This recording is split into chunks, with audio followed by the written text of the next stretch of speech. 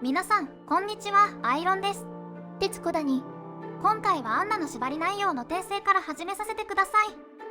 前回、このような内容で縛り内容を紹介しましたが、一点情報が不足していました。その内容はこちらです。ロンクーと同じでキル系武器を使えるようにするだね。アンナも力が低いもんで、キル系武器使って攻撃を補うって魂胆だに。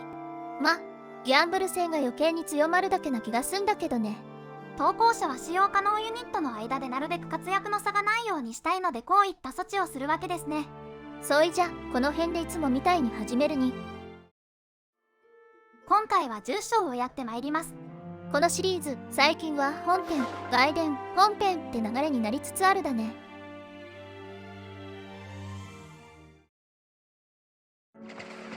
前の9章ではエメリナの救出に失敗し、エメリナが自ら命を絶つことになってしまいました。今回はそんな黒村が敗走する章になるだよ。FE では敗走、逃走するマップはいろいろありますが、この章並みに悲しい始まりは初めてのように思います。主要人物の救出失敗と死亡の直後の混乱って、とてもじゃないがやっちゃおれんよ。行くぜ。そいで泣きっ面に蜂みてえに敵が立ちふさがるだか。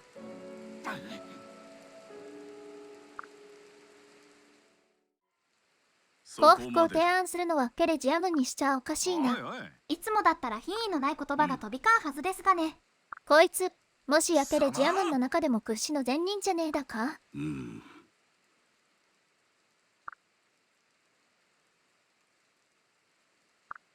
エメリナの死によってお互いに戦意を喪失しているわけです。戦う必要はないのですが、ケレジアの君主が信頼できるものではないばかりに戦闘が始まってしまいました。不条理だ。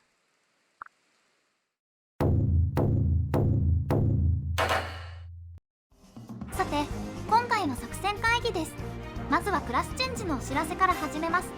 この章を始める際にクロムをソシアルナイトへ。ロン君を盗賊へクラスチェンジしただよ。クロムがソシアルナイトなのは移動距離の多いユニットを確保するためです。後で示すけが、このマップは特に移動距離が大切になってくだ。ロン君はアサシンにしていくつもりで盗賊にしました。ま、クラスチェンジの話はこんなとこかいね。それではマップの説明に移ります。今回のマップはこちらになります。重要な点としては丸で囲んだところに盗賊がいるということですね。左から天使の衣、マスタークルフ、ドラゴンキラー、金塊を持ってマップ左上に逃走してくだ。こん中じゃマスタークルフと金塊は絶対手にしてえだな。ということなので、それらを最低限入手する作戦を考えました。内容としては、まず先ほどクラスチェンジさせたクロムをマスタークルフの盗賊へと走らせます。盗賊が北上しきってしまう前に倒せたらいいだね。ただ、クロムは敵の攻撃に耐えれるだかね。ここドラゴンナイトも結構いるだよ。大丈夫です。なぜなら敵の命中はソルジャーを除けば 30% 以下ですから、ソルジャーでも命中は 75% 程度なのでクロムがほとんどかわしてくれると思ってます。なるほどね。お得意の運ゲーというやつだいね。クロム以外のユニットについては皆で金塊を持った盗賊を追っかけます。こうすることでマスタークルフと金塊だけは手に入れるわけです。なお、このマップには増援が出てくる砦があります。5ターン目から7ターン目まで対応する砦から増援が出てきますが、全部の砦から増援が出る7ターン目が厄介です。最低7ターン目の上の砦だけは塞いどきたいもんで、盗賊との鬼ごっこはそれまでに完了するべきだね。ちなみにですが、今回ボスも砦にいますよね。あ、確かにいるけんど、もしやボスチクスったか？ええ、今回もやります。対象はクラスチェンジしたばかりのロンクーです。まあロンクーは必殺を出しやすく、しかもルナティックなのでどの程度稼げるのかはよくわかりませんが、それでもやれるだけのことはやります。そしたら作戦会議はこの辺で終わりだに。本編に行こっか。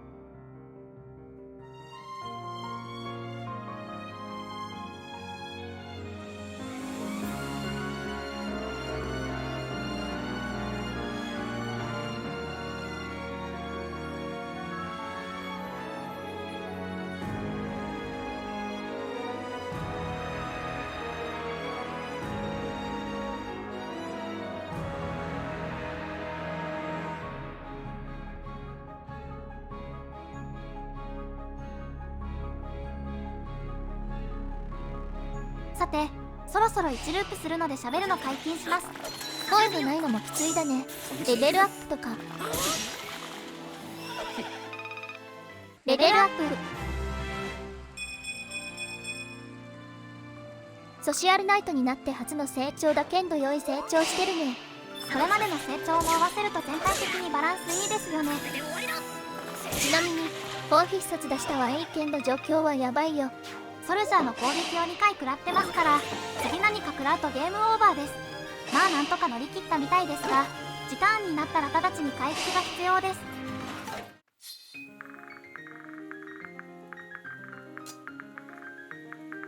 というわけでクロムは前進させた後、思い切って特効薬で回復します。クロム側の行動は以上です。ルフレ側はまず盗賊がディアモの範囲に入ってるもんで倒すだ。こいで目標の一つである金塊は取れただよ。そいで次は残った戦士をみんなでやっつけるかね。下にいるのはとりあえず虫で、上の2人やるだよ。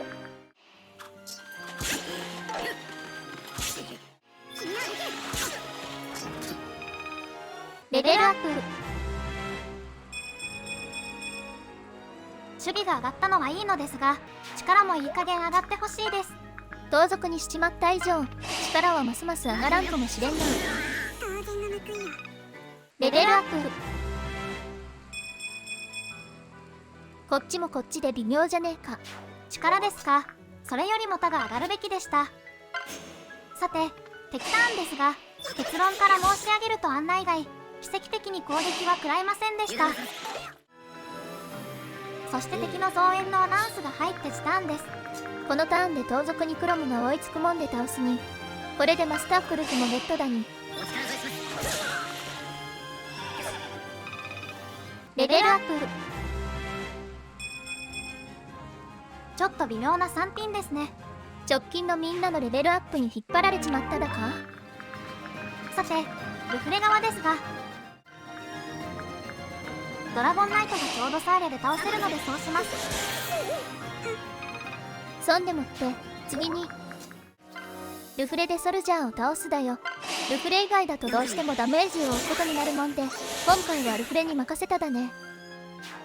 しまいにアンナがリズを回復したらこのターンの動きは終わりだに。レベルアップ。アンナの初レベルアップだけんどどうだろな。守備は良かったですが、攻撃面も上昇してほしいですよね。今回も敵ターンはダイジェスト形式です。ま、反撃できない間接攻撃とか敵の移動シーンとか見せてもね。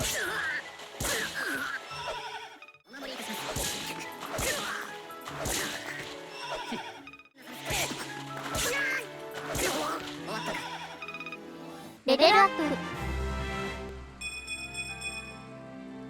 朝は嬉しいですが、守備もそろそろ気にかけてもいいかもしれないです。そう考えると今回もあんま良くなかったかね。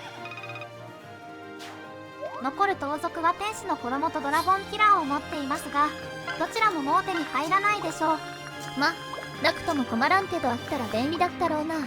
で、このターンはクロムをようやく合流させるだね。敵の攻撃から生き延び、マスタークルフを手に入れるという役目を見事果たしてくれました。まだこの章は終わりではありませんが、十分な働きをしてくれたと思います。クロムは砦に配置して調合薬で回復させて敵の攻撃に備えるだよ。そいでルフレを隣接させれば支援とスキルで完璧ずら。5ターン目になったので増援が出てきました。この時点で我々は対処が整っているので増援が来ても焦ることはありません。この後は時ターン、敵ターンを問わず敵が蹴散らされるだけだもんで、大胆なカットしちゃうね。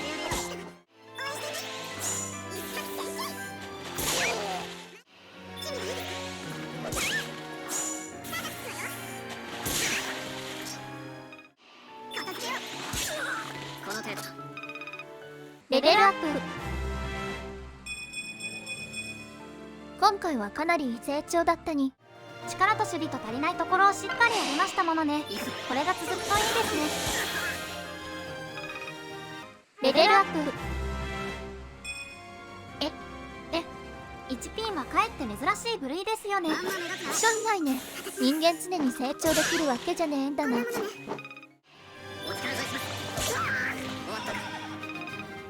レベルアップ。あれ、今度は両成長じゃんか。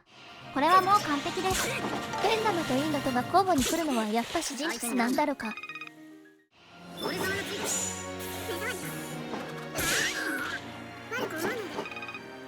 レベルアップ。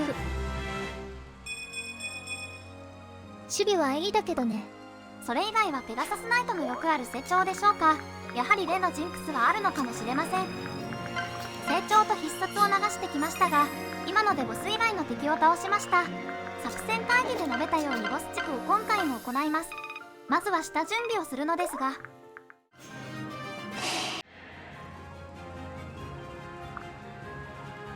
このようにリフレで受けて敵の武器耐久値をゼロにしていきます。で、攻撃できなくなった敵を安全に削って経験値を得るだよね。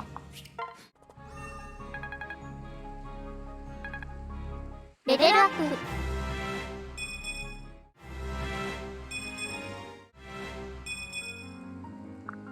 いや、これも正直リズはバランスがいいんでしょうが、あまり爽快感がないように思います。あとリズはレベル5になったので魔力の叫びを習得してました。周りの味方の魔力を当てるもんでサポートとして使えるだね。ちなみにルフレが食らったらちょくちょく回復させてるだよ。さっきのレベルアップはその蓄積の結果だに。さて、敵の武器を使い切らせましたので、ここからボス地区フェーズです。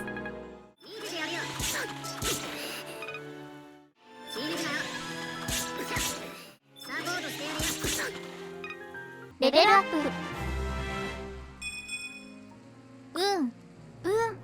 なんつうか言葉にならないに。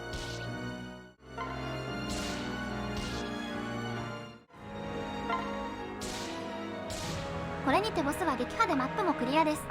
敵の性格や言動、そいでボス地区だったりでなんだか締まらない終わり方になっちまったな。いつもみたいな悪そうな敵を倒して終わりという感じでもなかったですしね。そしてストーリー冒頭で述べていた迎えの馬車が来たようです。無事にキラに着いたわけだに。すみません。行きます。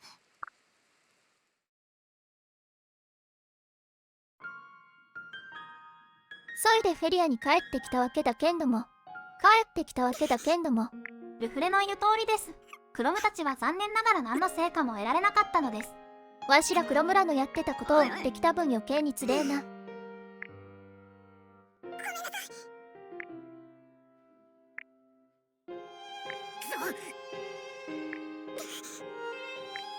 無力で愚かだったってのはエメリナ自身も自玉してたけんど、クロムも同じことを感じただね。この後の展開にも通じますが、無力な個人というのも覚醒全体におけるテーマにあるのかもしれないです。エメリナは自己犠牲の精神で皆から支持されてきた面がありますが、それはある意味独りよがりとも言えます。また結果的にエメリナの振る舞いは根本的な問題の解決に至らなかったのです。そういった意味じゃ、たとえ権力や権威があっても一人じゃ何もできんかっただね。エメリナもルフレにクロムンこと頼むとか言ってたし、うすうす気づいてたかもしれんね。仲間との絆というテーマのために無力な個人というのも表現されているように思いました。ま、ちょっとネタバレになるけんど、力あふれる強い個人ってのも出てくるに。だもんで個人と仲間の関係は覚醒のストーリー上でたくさん描写されるだね。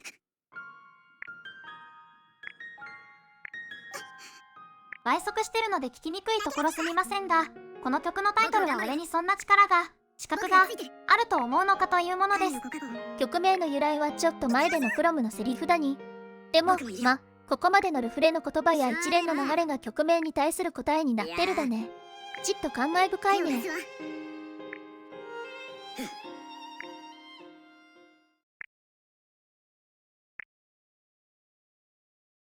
ありがとう。俺は戦う。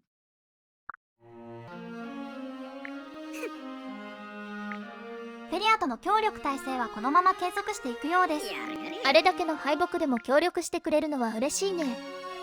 馬車を連れてきてくれた子も戦ってくれるみてえだに。今加入した女性はオリビエですね。クラスが踊り子で行動済みのユニットをもう一回動かせる便利な子です。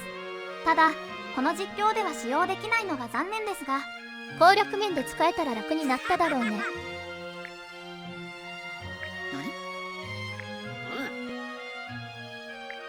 次にペルシアへ攻める際にはフェリア軍がペルシア軍の本体と戦ってイギリス軍は別動隊として直接ギャンベルを叩く作戦のようですね。エメリナの敵討ちという意味でも、未熟なイギリス軍が手柄を取れるという意味でもいい作戦だいな。バジーリオの気遣いが伝わりますね。ペルシアはあれですが、フェリアという良い隣国がいて本当に良かったです。そうだな。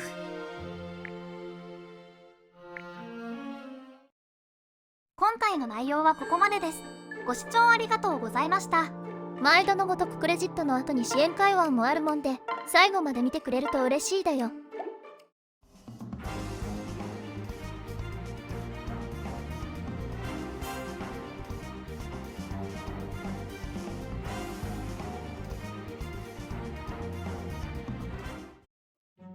1組目はティアモとベイク、エイです。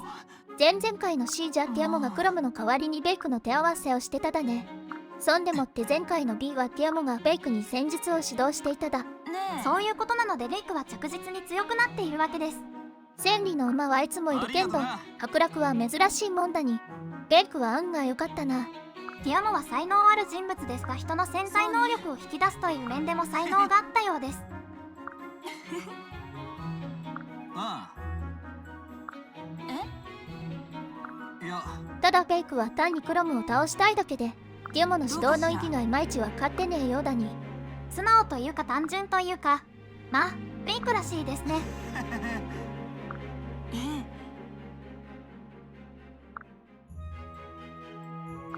んだよ。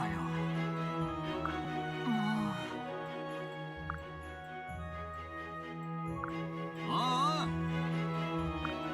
なるほど、ベイクの葉っぱのかけ方も分かってるだな。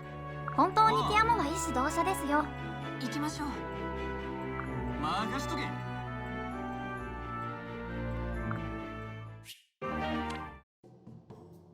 2組目はロンクーとソワレ、エイです。あ C でも B でもソワレが無理に戦いを挑んできたもんで、ロンクーには災難だっただね。いや、ロンクーも慣れてきてしまったようですが、ただその甲斐あってかロンクーも本来の実力を発揮できるようになりました。